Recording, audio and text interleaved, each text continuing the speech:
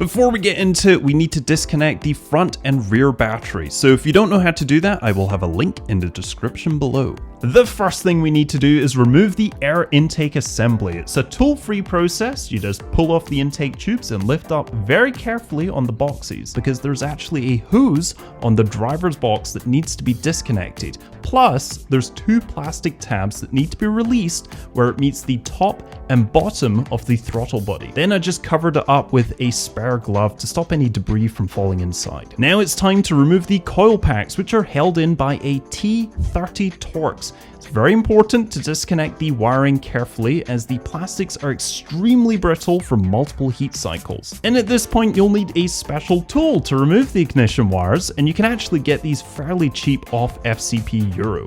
Then you want to marker all the coil packs and wires in the order that they came out so that they can be reused. However, I'm going to be replacing mine completely, so that doesn't really matter. Now comes the patient process of loosening back and forth very incrementally the spark plugs.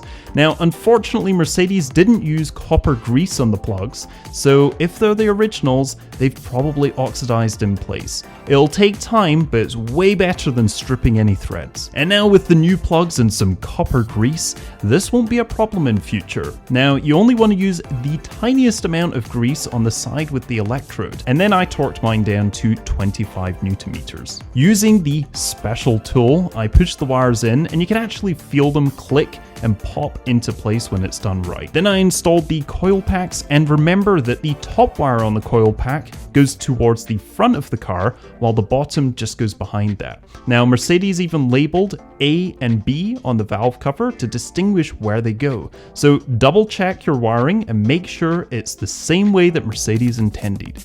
Now we remove the Torx bolts holding the supercharger plenums.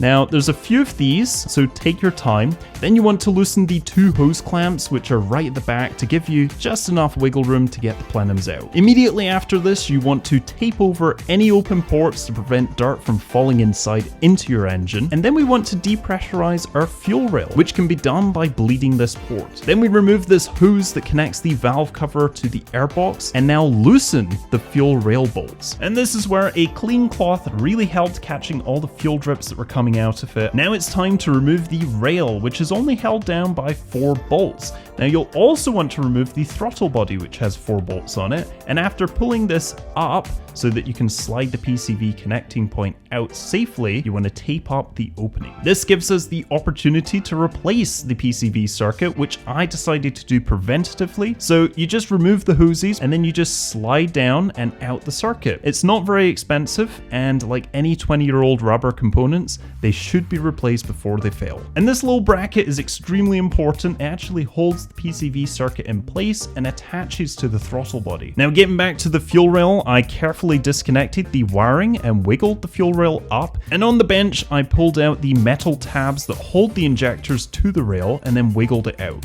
You'll see the new injectors that I have a different connector, and that's because they are upgraded 550cc Bosch injectors, and that is a strong requirement when you complete the smaller pulley mod. Carefully I installed the new injectors, remembering to remove the orange plastic tab so that the metal clip tabs could slide in and secure the injectors to the rail. And after installing them all and double checking everything was secure, I installed the adapter wires and then carefully installed my rail back in place. And once it's all back, this is when I installed the throttle body back with the PCV circuit hose sliding right in at the bottom. And then the other two ends obviously are ready to connect into the valve covers. But before we do that, this is again a perfect time to replace something: the valve cover gaskets. It's pretty simple. You just remove all the bolts and lift up carefully. And this was a pleasant surprise. My engine was spotless. It looks like those yearly Liqui-Moly engine flushies and the Certec.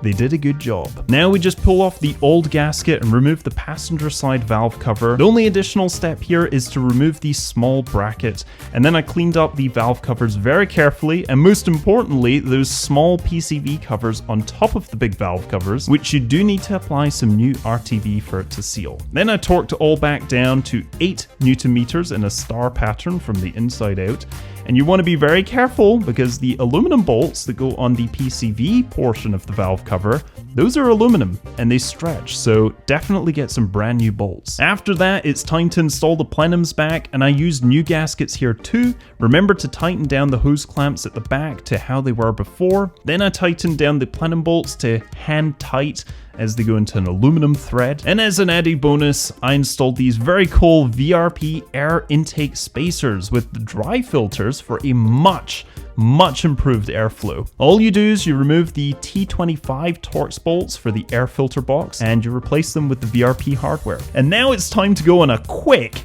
5,600 kilometer round trip to Monterey Car Week in California. And I think there'll be a couple of surprises along the way, so if you want to see all that, remember to subscribe and I will see you in the next one.